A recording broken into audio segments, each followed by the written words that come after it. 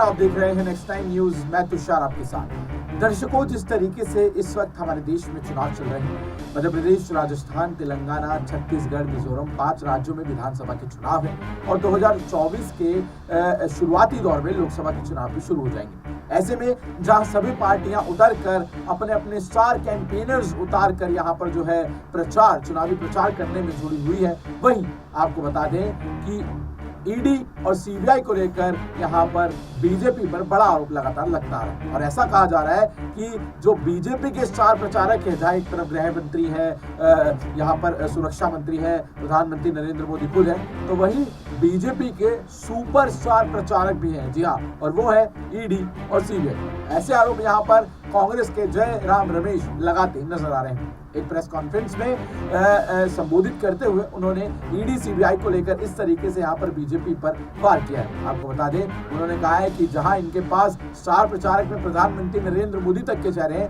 तो वहीं इनके पास सुपर स्टार प्रचारक में ईडी और सीबीआई। आप जानते हैं किस तरीके से लगातार इस वक्त ईडी और सीबीआई का माहौल देश में बना हुआ है, किस तरीके से ईडी सीबीआई जो है लगातार एक के बाद एक जो है वो राजस्थान हो, वो छत्तीसगढ़ हो या फिर वो दिल्ली की आम आदमी पार्टी हो, लगातार इन पर छापे मारती नजर आ रही है। तो इसको लेकर ही यहाँ पर ऑपोजिशन जो पहले से ही हमलावर है यहाँ पर बीजेपी पर, उस पर अब यहाँ पर एक और बड़ी टिप्पणी यहाँ पर जय राम रमेश करके नजर आ रहे हैं। क्या कह रहे हैं वो अपने इस पूरे बयान में, सुनिए जरा। मैं कहूं बीजेपी के हाथ में, प्रधानमंत्री के हाथ में सिर्फ 2 ही हथियार। एक हाथ में है ईडी और सीबीआई, जिसका इस्तेमाल भरपूर तरीके से वो करते हैं, रोज करते हैं। छत्तीसगढ़ के मुख्यमंत्री के खिलाफ उन्होंने ईडी और सीबीआई को उतारा है।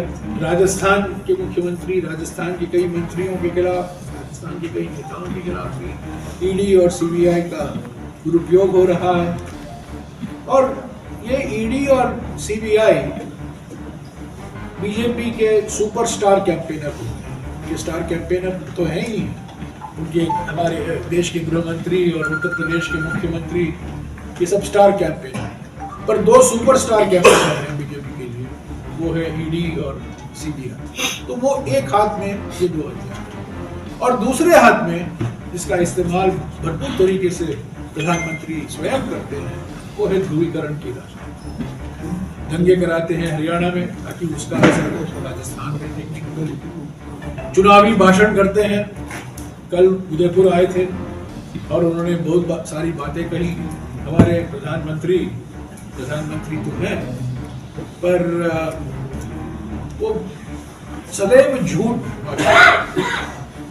वो झूठ के जगत गुरु, झूठ के विश्व गुरु। उनके मुंह से सच कभी गलती से भी नहीं निकल पा सकता। और जिस तरीके से वो ध्रुवीकरण को लेकर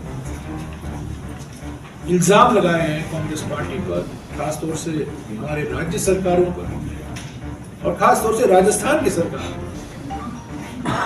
ये बिल्कुल तथ्यों के विपरीत है। सच्चाई क्या है सब लोग जानते हैं, पर क्योंकि इनके हाथ में और कोई मुद्दा नहीं है, ये मुद्दाहीन बीजेपी है,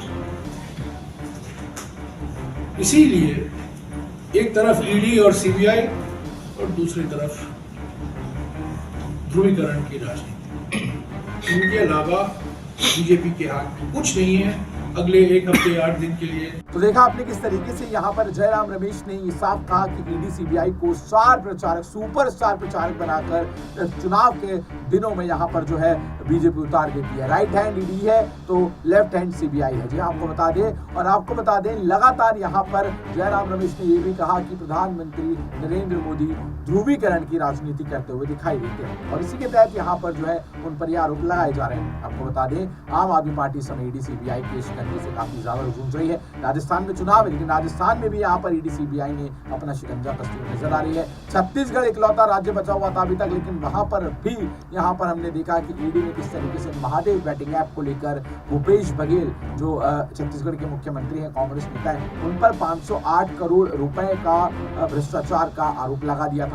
तो लगातार जिस तरीके से यहाँ पर हम देख रहे हैं कि जितने भी ऑपोजिशन स्टेट्स है, जहां जहां ऑपोजिशन की सरकार है, वहां ईडी सीबीआई लगातार लगातार जो है वो छापे मारती नजर आ रही है, और वहां पर सबसे ज्यादा जहां पर चुनाव भी है और ऑपोजिशन की सरकार भी है। ऐसे में बीजेपी से ये सवाल अवश्य पूछे जाने चाहिए और पूछे जा रहे हैं कि ऐसा क्यों हो रहा है, क्योंकि ईडी आपको बता दें कि ये सरकारी एजेंसी, सरकार का जो एक डिपार्टमेंट होता है फाइनेंस डिपार्टमेंट, उसके अंतर्गत का एक ये खेमा है, उसके अंतर्गत एक खेमा आता है और इसकी जो भी कार्रवाई होती है वो सब सरकार के थ्रू ही होती है। तो यानी कि जवाबदेही अगर ईडी की है तो ईडी को लेकर है तो वो बीजेपी सरकार की है, केंद्र में बैठी सत्ता सरकार की है। और ऐसे में यहाँ पर हम देख रहे हैं कि चुनावों के दौर में जिस तरीके से ईडी सीबीआई का इस्तेमाल किया जाता है वो कहीं ना कहीं लोकतंत्र के लिए बड़ा खतरा बन जाता है। बहरहाल आप इस पूरे मुद्दे पर क्या सोचते हैं, क्या राय रखते हैं, नीचे कमेंट सेक्शन में जरूर बताएं। जुड़े हैं, देखते हैं नेक्स्ट टाइम न्यूज।